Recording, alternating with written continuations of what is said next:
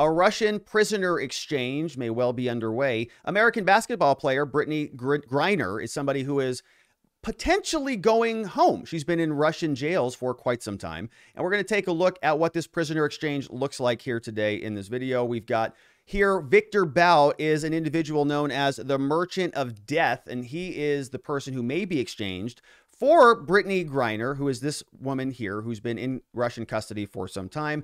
In addition to this guy, his name is Paul Whelan, and he, I think, was a former spy intelligence agent who has been in Russian custody for quite a period of time.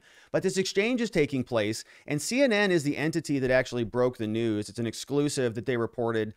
On Wednesday, they said the Biden administration is now offering convicted Russian arms dealers in exchange for these two individuals. You see the photographs of them here. So Russian exchange of arms dealer Viktor Bout for American basketball player Brittney Griner and intelligence agent Paul Whelan. Here's the story.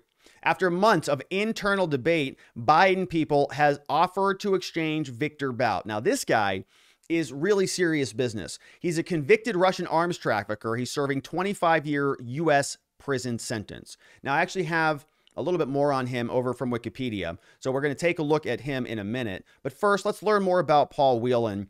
He is one of the Americans who is suspected to be coming home. You see here, born 1970, Irish, British, and Canadian, arrested in Russia back on December 28, 2018, accused of spying. Right, so he's been in custody for some time. He got a 16-year prison sentence back on June 2020. Described as a corporate security director, received a bad conduct discharge, and might be going to a prison labor camp. He was a police officer in Michigan. And let's see, he was an IT manager, staffing company up until 2003, joined the Marines in 1994, was there for a long time, Operation Iraqi Freedom. He got a bad conduct discharge after a court-martial for larceny, something like that. And then says he was a part of Operation Iraqi Freedom. He was arrested in Russia as the director of global security for a company called Borg Warner. His work says that he's got contacts with law enforcement and others. Traveled to Russia many times in 2006, maintained an intermittent presence, knows Russian language. He supported Donald Trump, and after Trump's victory, he posted in Russian. He said in a deposition in 2013, he's got a bachelor's degree, criminal justice. His arrest in Russia, arrested in the Moscow area. The Russian FSB confirmed his arrest, attended the wedding of a former Marine over there, and had $80,000 in cash temporarily confiscated. They also took his U.S. passport, apprehended in a hotel room where there was a list of all employees. He had a USB drive containing a list of all the employees at a classified security agency. So, you know, moving some data around. BBC cited family members. He said he knew agents. Former CIA officers have stated that the CIA would not recruit an officer with his record. So everybody's disavowing him. Russian President Vladimir Putin stated that Russia will not arrest innocent people simply to exchange them. Okay. John Huntsman, ambassador to Russia, was involved. Mike Pompeo said, "We've made clear to the Russians our expectation that we will learn more about the charges, come to understand he's been accused of, and that if detention is not appropriate, we're going to demand return." Okay, so that's enough about him. Now, 16 years in a Russian prison, so we know who that is. That's Paul Whelan. He's the subject of this exchange. We also have Brittney Griner, and if you're not familiar with her, right, this story has been going on for some time. She's an American basketball player. She is the only NCAA basketball player to both score 2,000 points and block 500 shots. Named the nation #1 high school basketball player by Rivals.com. Best female athlete. Oh, 2000 Phoenix Mercury. That's here at Arizona. Shout out. She's one of 11 women to receive a gold medal championship in 2022 in February, right? So just earlier this year, she was detained by the Russians after cartridges containing hashish oil were found in her luggage. Ugh! Those little cartridges, huh? She had been entering Russia to play with the Russian premier WNBA offseason. Her trial began on July 1. She pled guilty to the charges. All right, so she's been in custody for quite some time. So we sort of know who we're dealing with. We've got Paul and Brittney. Now, we're going to take a look at what this exchange is about. But first, here's an interesting little clip of some of the conditions. And This came over from Newsmax. I want to take you back. Not really interested in the Newsmax commentary, but I am interested in this clip here, so you can sort of see what the Russians are doing. You know, obviously, I practice criminal law. I've spent a lot of time in and out of jails and prisons, and I know federal prisons, local jails, big town, federal, you know, small town. All here, we've got a Russian example. You can see this on the screen, and it looks like it's interesting. And I'm looking at the Russian. You know, outfits and the hats that they've got on. It's just interesting to see this. So it almost looks like, yeah, so reaching hands through, shaking hands, Brittney, with people. I don't know if they're fans or just spectators or maybe people she knows or what's going on. But it's interesting, right? It's more secure than what you'll see in most traditional places in the United States. She's holding up a picture of maybe her family. And she's in Moscow court for their 6th hearing, right? So she's there, and in most U.S. facilities, you'll bring a whole group of people in chains, right? In their fatigues, in their prison outfits, not fatigues, you know, in their you understand what I'm saying? They bring them in. And they put them behind a panel. Sometimes it'll actually be in the jury box in many of these courtrooms. But they're not like in a jail cell, like a fully enclosed jail cell here.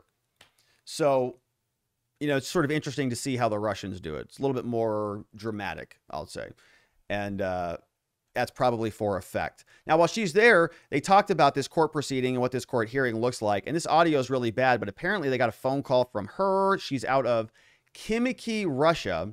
And she's actually telling us what that court proceeding was like, how it all unfolded. Here's what it sounds like. The translations were not very good. I remember one time him receiving a stack of papers that he was supposed to translate to me, and he looked at them for a brief moment, and the exact words were, basically, you're guilty.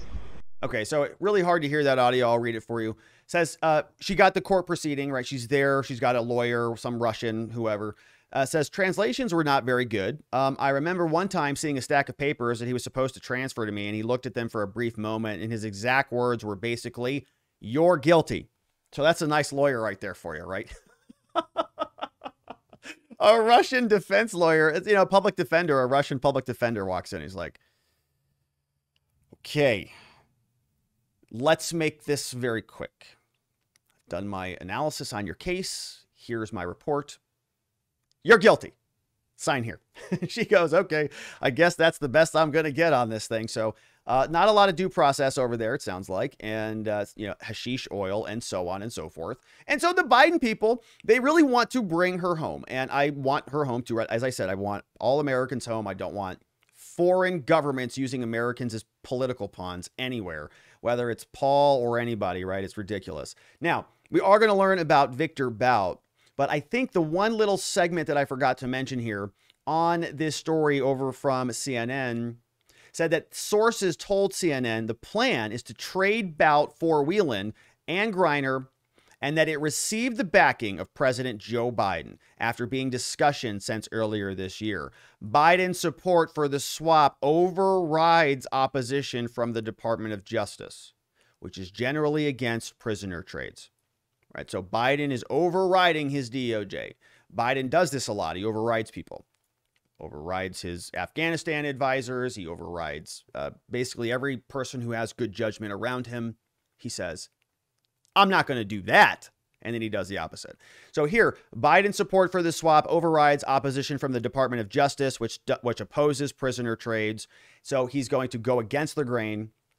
And now Anthony Blinken is out. Now, here's what it looks like. This is the person that America is releasing, Viktor Bout, over from Wikipedia. Viktor is a Russian arms dealer born back in 1967. He's an entrepreneur, former Soviet military translator, used multiple air transport companies to smuggle weapons since the collapse of the Soviet Union. During the 90s and early 2000s, he was involved in all sorts of arms deals. And they said he was nicknamed so much so that he was nicknamed the Merchant of Death and the Sanctions Buster because he had wide-reaching operations, extensive clientele, and a willingness to bypass embargoes. He got arrested in Thailand 2008 in operations for terrorism charges, got extradited to the United States. He was accused of intending to smuggle arms for the FARC in Colombia, denied the charges, went to federal court, indicted and convicted on conspiracy to kill U.S. citizens, delivery of anti-aircraft missiles, and providing aid to a terrorist organization. Oh, sounds like a nice fella. 25 years imprisonment. And he's been held at a federal penitentiary ever since. So they're going to be releasing him in exchange for Brittney and Paul. Okay. Not ideal, but all right. You know, and as I said, I don't know what you do in a situation like this. I think it's really problematic when your country is in such a precarious position that you really have very little leverage to do much of anything. So you have to give up somebody like Viktor in order to get somebody back like Brittney. Now, this has been debated for some time, and of course, Biden is overruling the DOJ. Anthony Blinken comes out and gives America the news. This is what this sounds like. In the coming days, I expect to speak with Russian Foreign Minister Lavrov for the first time since the war began. I plan to raise an issue that's a top priority for us. The release of Americans Paul Whelan and Brittney Griner, who've been wrongfully detained and must be allowed to come home. We put a substantial proposal on the table weeks ago to facilitate their release. Our governments have communicated repeatedly and directly on that proposal. And I'll use the conversation to follow up personally and, I hope, move us toward a resolution.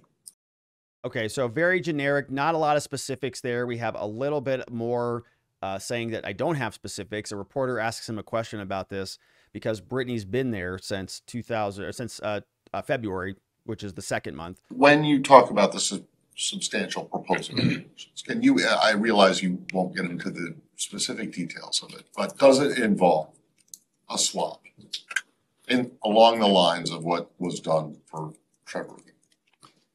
Because I want to make sure that the proposal that we put forward has a good chance to advance. I'm just not going to get into it in public.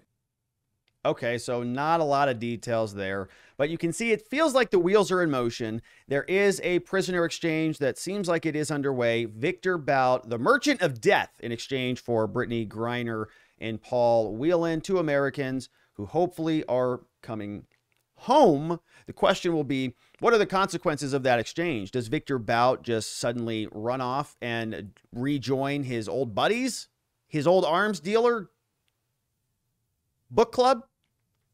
Who knows? We'll have to see. We'll, of course, continue to follow that story and others. We hope you join us.